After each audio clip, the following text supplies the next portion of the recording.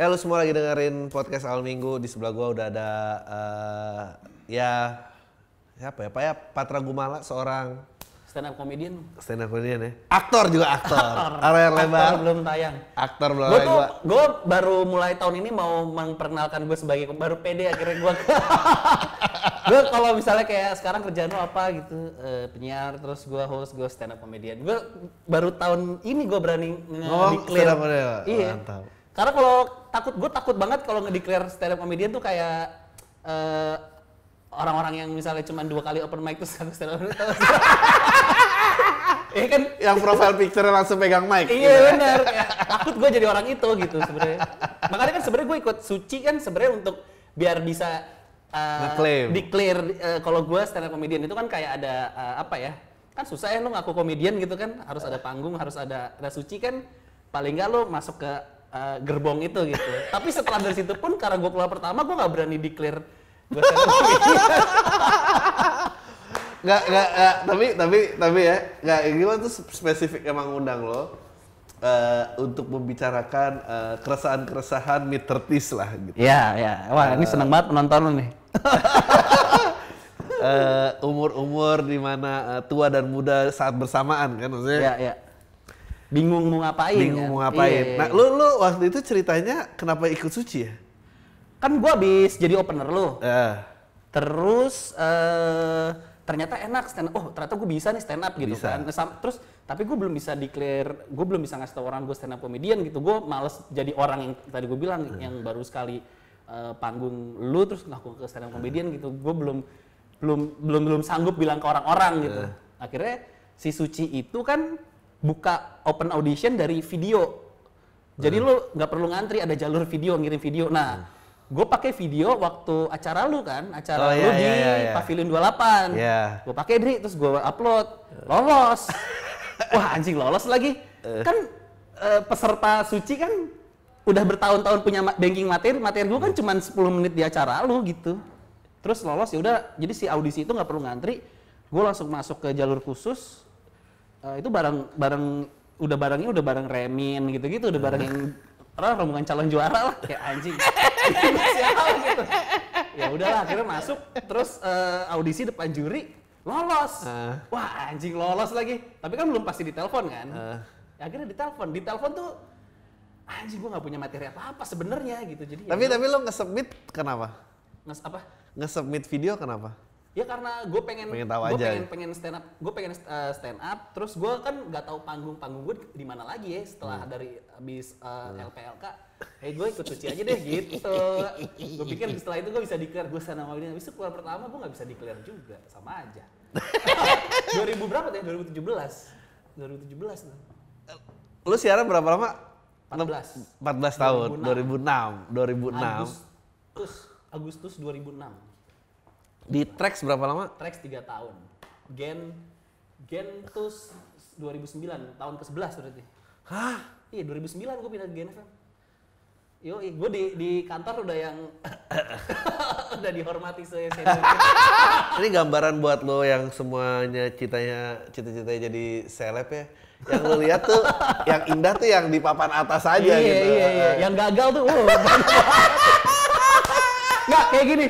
Kayak misalnya gue tuh suka ngerasa kayak ada seleb yang kayak misalnya udah di atas kayak, ya gue sih ngerasa jadi diri gue sendiri aja, tatoan gini-gini, mabok gitu. Gue sih jadi apa diri gue sendiri, tetap ada kerjaan. Yang kayak lu tuh cuma satu, yang mencoba kayak lu tuh udah banyak, gak ada yang berhasil. Nggak, tapi kalau lo bisa rewind gitu ya, emang lu dulu gambarin hidup lu bakal jadi apa? Gue kayaknya jadi masih di entertainment tapi gue nggak di depan layar. Makanya gue tadinya gue tuh cita-cita gue director sebenarnya. Kan gue sempat merintis karir sutradara kan sebagai video klip film pendek gitu. Gue film pendek festival gitu. Sampai di satu titik gue tuh titik balik gue untuk kayaknya gue nggak bisa di belakang layar nih. Gue tuh ikut magangnya ini FTV-nya Hanung Bramantyo. Apa yang diomongin nih FTV Hanung? Enggak, jadi gue kan status gue magang. Magang gue tuh disuruh bagian art. Tapi kerjaan gue megang pel. Jadi kalau set lagi kotor, ini gue megang pel terus kayak oke, break gitu, art masuk, gue ngepel. Ngerti gak? Di situ kayak anjing, kayaknya gue nggak di sini. Terus kayaknya gue nggak di sini nih gitu. Wah gue nggak bisa, itu tuh berapa hari ya, 13 hari. Terus gue nggak pulang ke rumah gitu-gitu kayak wah ternyata syuting beneran tuh kayak gini gitu. Kayaknya gue nggak bisa nih hidup seperti ini nih gitu. Coba deh gue switch deh gitu. Akhirnya gue switch lah. Itu titik baliknya di situ deh, kayak gue udahan gitu. Udahan. Hanung Bramantyo, Anda bertanggung jawab. Dia marah-marahin gue, megang pel. Anjing gue sekolah tinggi-tinggi cuma megang pel. Gue selalu ngerenung gitu kan. Terus gue yakin kayak ini bukannya merendahkan ya, gue sorry bukan merendahkan, tapi gue ngerasa satu divisi gue tuh gue yang kuliah gue doang gitu. Kayak gini gue gak usah kuliah. Lu bayangin Dri, gue bilang ke bokap nyokap gue kerja syuting. Waduh, ngerti nggak sih lu kayak, iya. kamu syuting keluar kota gitu ya. Sampai set gue megang pel Dri, ya Allah. Ini umur berapa? Abis kuliah S1, masih kuliah S1. Berarti awal-awal siaran dong semua? Belum siaran, baru mau siaran. Jadi kan, iya belum siaran, kayaknya belum siaran. Jadi di radio tuh udah berapa lama waktu di MTV dulu bahkan lo ya? Enggak. Kan Lu udah gue udah tracks MTV kan udahannya 2004, gue tuh 2006. Jadi itu belakang layar lu produser, terus siaran. Produser gue sebulan, terus gue setelah sebulan produser dan siaran. Jadi gue setahun tuh produser dan siaran. Jadi gue produser eranya Jimmy Bullock tuh, gue produser tuh. Jadi goblok bareng tuh sama Jimmy Bullock. Nah, gue tuh untungnya masuk ke radio tuh langsung megang Jimmy Bullock. Iya. Gue langsung bisa ngelihat apa yang terjadi 10 tahun ke depan dengan gue tuh.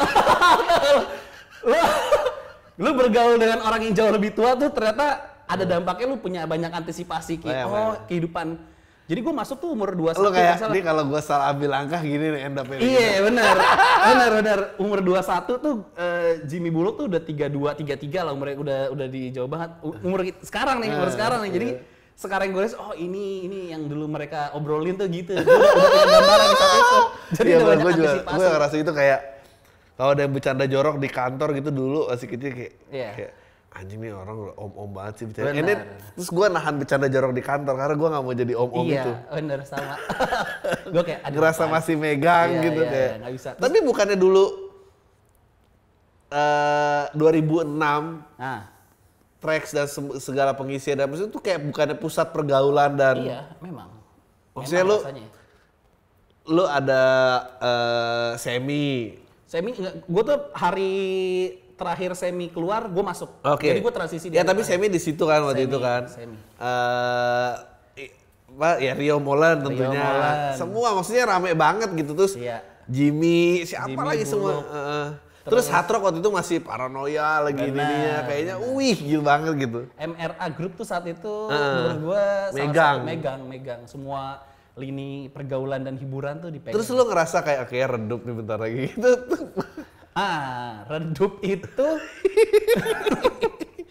Redup itu sebenarnya gue mulai kepikiran pas gue udah mau lulus kuliah.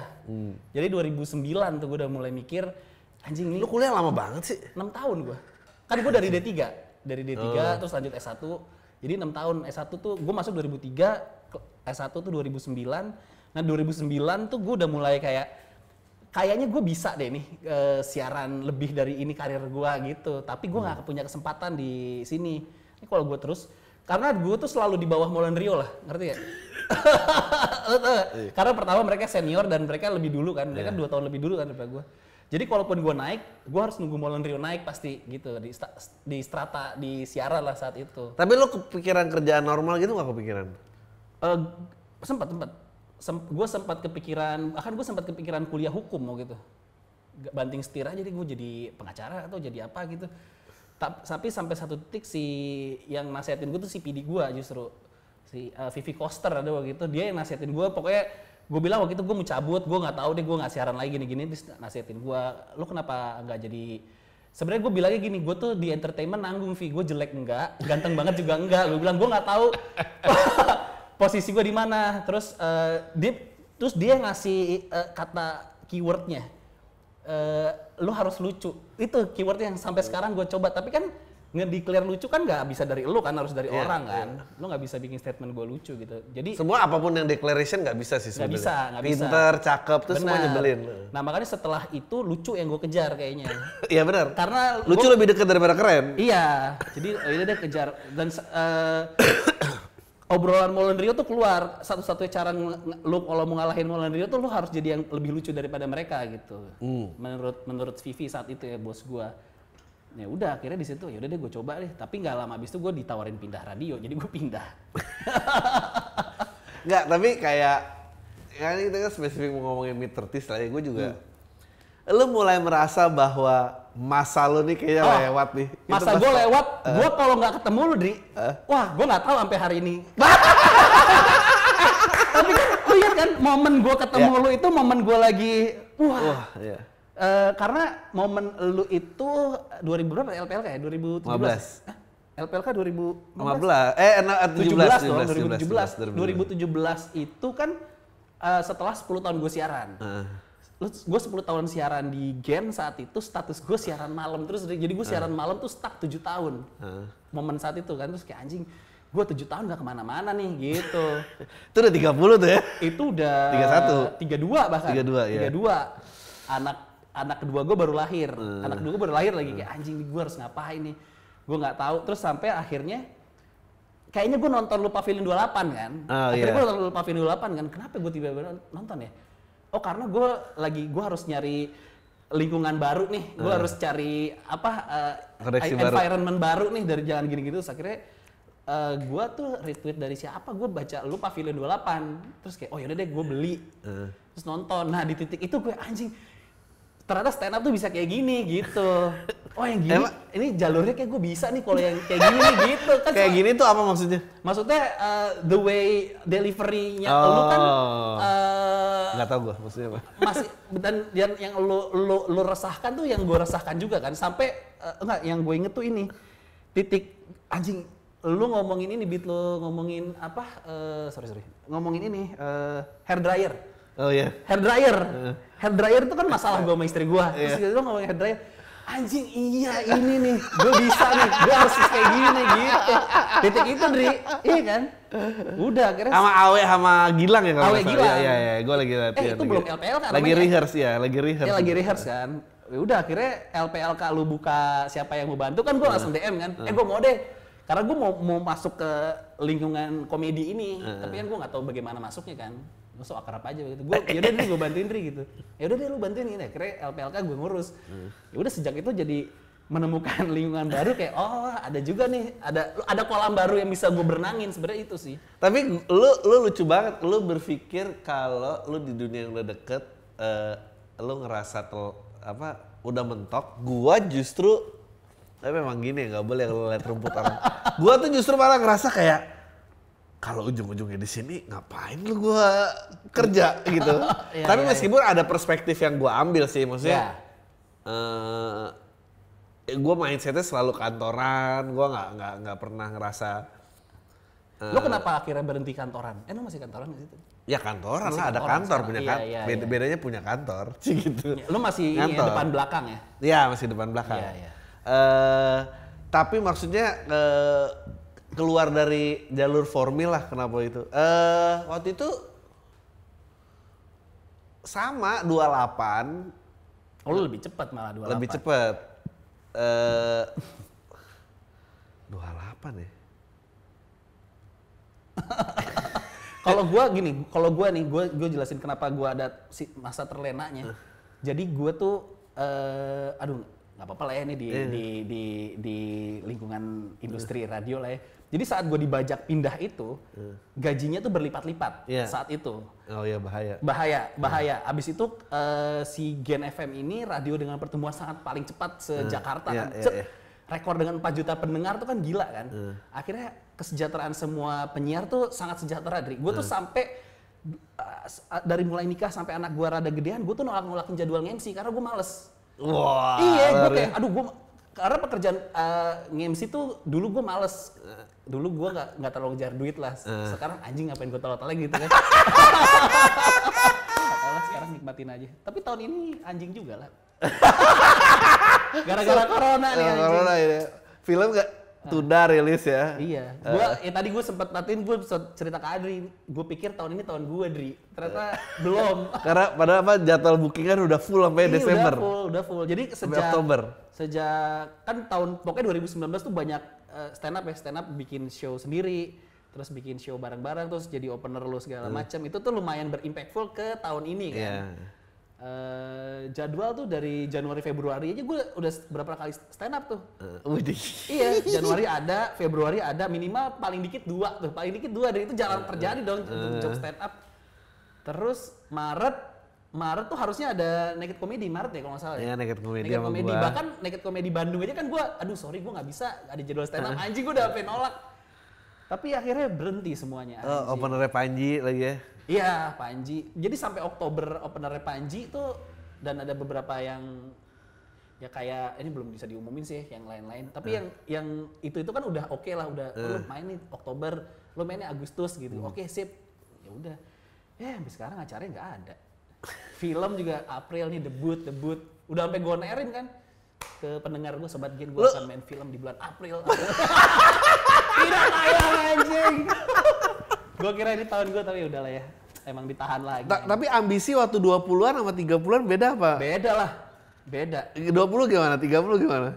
20 kayaknya 20 tuh sempat fase gue director tuh 20. Fase director, fase jadi anak band. Pokoknya di kepala gue tuh jadi director yang keren aja gitu. Disegani lah. Wah, anjing. Pokoknya kebayangnya gitu. Respect ya. Respect lah pokoknya. Tapi lama-lama 30 yang penting udahlah, yang penting pulang ke rumah bisa tidur enak, terus anak-anak gue ini sekarang udah ke situ aja lah gue. Sekarang itu aja sih. Gue juga kemarin baru menyadari kayak anjing hal-hal yang lo anggap dulu matters gitu terus ternyata nggak matters lagi, tiba-tiba gone aja gitu. Lo nonton film-film lo yang ditonton tahun lo SMA deh. Gue kemarin nonton film-film kayak American Pie gitu-gitu. Anjing masalahnya gini. Sampah. Emang umur segini tuh ngejar ini doang ya, ngejar pengakuan doang ya. Iya, kecemasannya tinggi. Kecemasan. Gue tuh si 3 bulan lockdown kemarin gue nonton film-film American Pie, Can't Hardly Wait tuh loh. Iya, tahu. Yang era-era itu semuanya gue tonton. Terus kayak anjing emang era-era segitu tuh apa sih dulu gue ngapain sih gitu, ngejar pengakuan dong yang nggak ada impactnya juga. Nggak, pengakuan dan sibuk jatuh cinta aja. Iya, sibuk jatuh cinta, penasaran sama seks, ya kan? Penasaran sama seks, iya dong. Iya.